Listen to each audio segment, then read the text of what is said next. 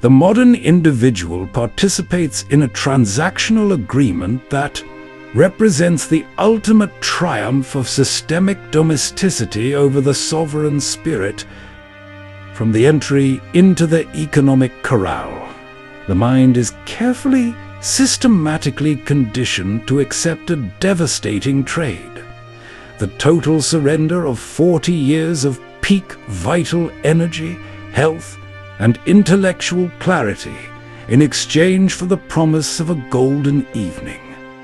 Society brands this prolonged surrender as a career, financial responsibility, and the American dream of retirement.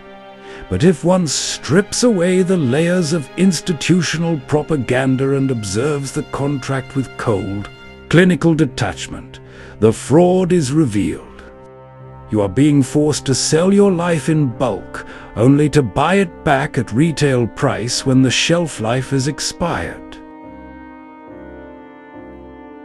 Arthur Schopenhauer recognized that the present moment is the only territory where existence actually occurs, and that to sacrifice the present for the sake of an illusion called the future is the definition of intellectual blindness. The concept of retirement is a psychological narcotic designed to make the daily humiliation of the cubicle tolerable. It keeps the slave functioning smoothly, pacified by the dream of a distant cruise, a plot of land, or a life of leisure that will always arrive 40 years too late.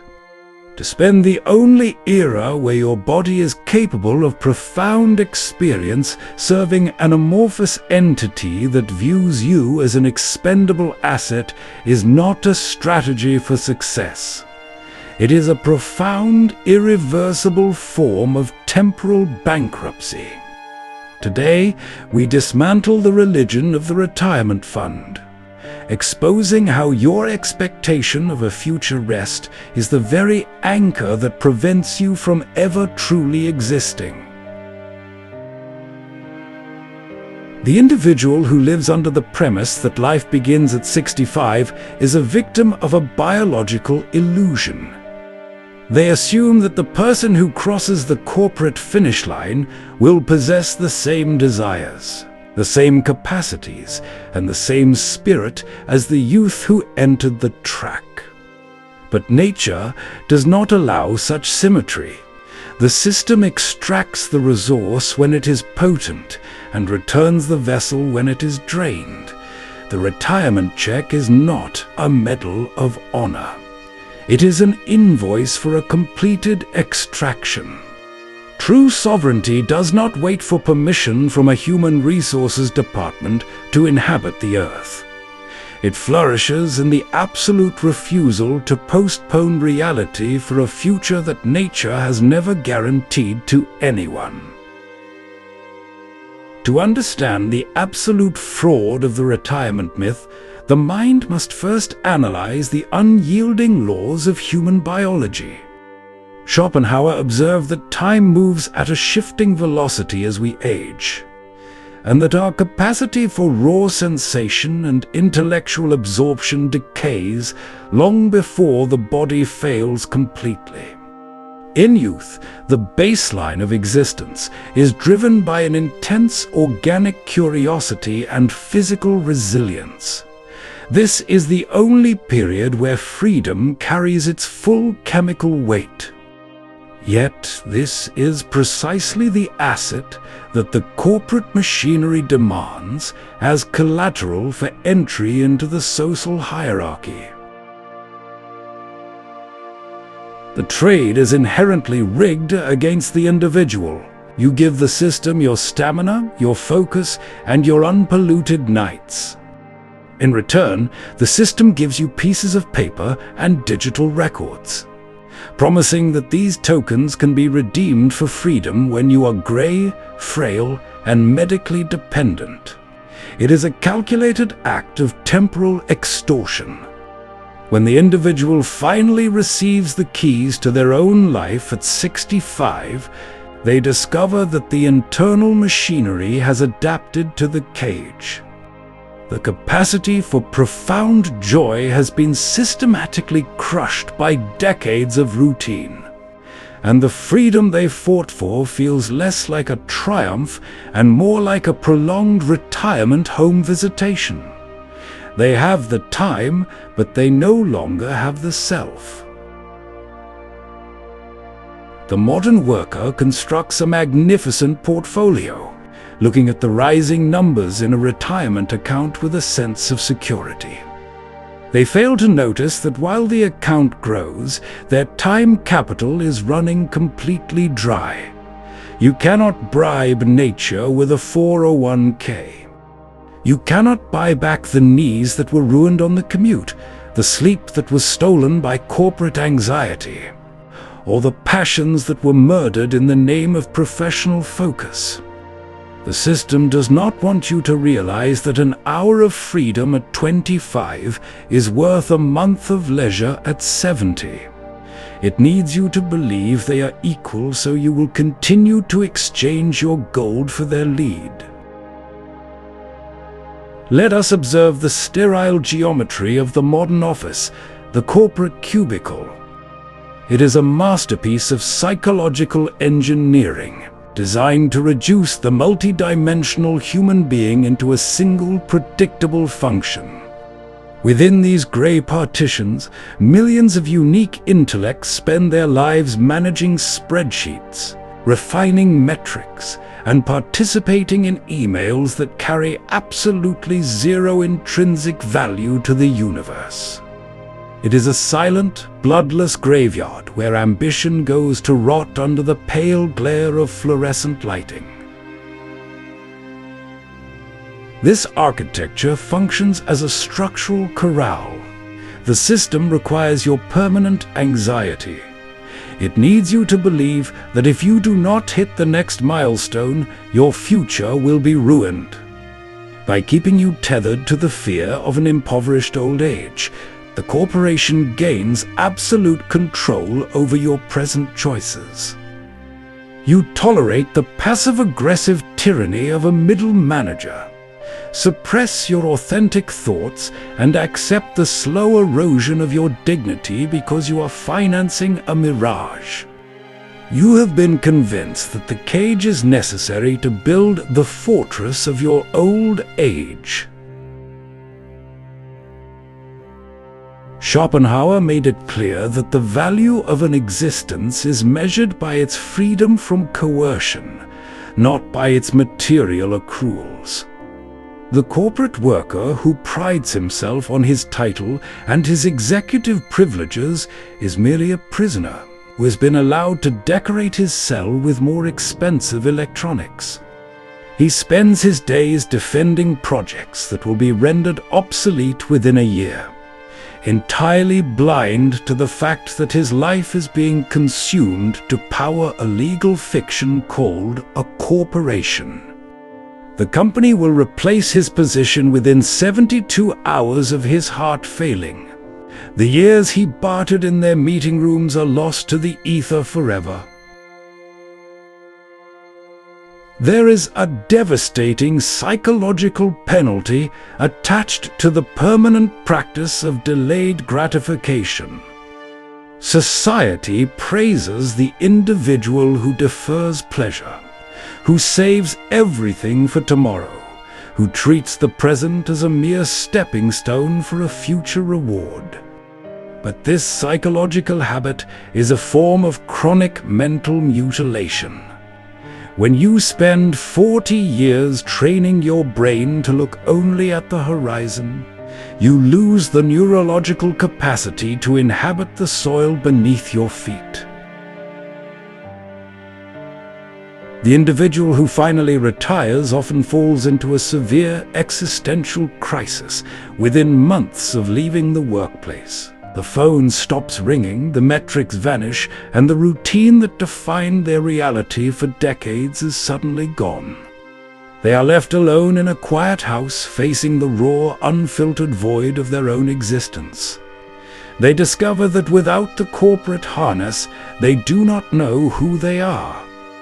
They have spent so long being a tool for others that they have forgotten how to be a person for themselves.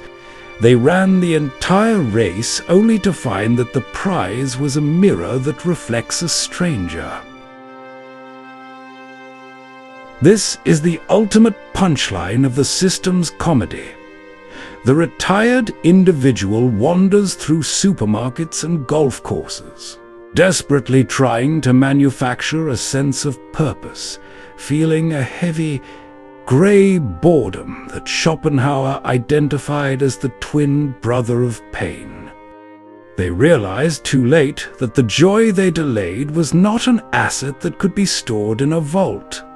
It was a volatile chemical that required youth, energy, and an unburdened mind to ignite. The system watches this quiet tragedy and continues to sell the same package to the next generation of runners, because the corral cannot function without the illusion of the finish line. Let us analyze the profound vanity inherent in the phrase, "When I retire, I will finally do what I want." This sentence is an implicit confession of current slavery. It is the statement of a captive who has accepted that the best part of his life must belong to someone else. The moralist treats the future as an oasis, a paradise where the rules of reality will suspend it, and where 40 years of compliance will magically transform into an era of bold exploration. But the future is a phantom. It does not exist in the physical universe. It is merely an intellectual projection that is routinely shattered by chaotic chance. The market crashes, an illness arrives, a geopolitical shift occurs, or death simply closes the account without warning. Millions of Americans die within 5 years of their retirement, having spent their entire vital capital preparing for a party they would never attend. They died as perfect employees, having maximized their utility for the species and fully minimized their own existence. Even if the health remains and the money survives, the oasis proves to be a mirage. You cannot spend 40 years practicing submission and expect to wake up at 65 as a sovereign philosopher. Character is a muscle that crystallizes with time. If you spent your life bowing to corporate objectives, your mind has become a shape designed for a collar. The retired worker does not become free. He merely changes masters, becoming a slave to medical appointments, television screens, the desperate maintenance of a property he has no energy to enjoy. The oasis was just the branding used to sell the desert. True freedom begins at the exact moment the finish line is recognized as a lie and completely abandoned. When the individual looks at the traditional career path and refuses to barter their youth for the promise of a golden cage, this realization is not an invitation to irresponsible laziness. It is the acquisition of a radical, strategic lucidity. It is the understanding that your vital energy must be extracted by you for your own architecture right now. This is the construction of temporal sovereignty. The enlightened individual does not wait for a formal retirement to own their time. They design their existence so that the present is never a sacrifice for the future. They reduce their material necessities to remove the handles the corporate world uses to pull them. They choose a life of lower status and higher freedom over a life of high luxury and zero autonomy. They understand that to be content with a modest shelter, a quiet room, and control over your own morning is a far greater achievement than becoming a vice president with an ulcer and a heart condition. Stand firm in the independent reality of your own days. Refuse to let the system buy your 20s, your 30s, and your 40s with the promise of your 60.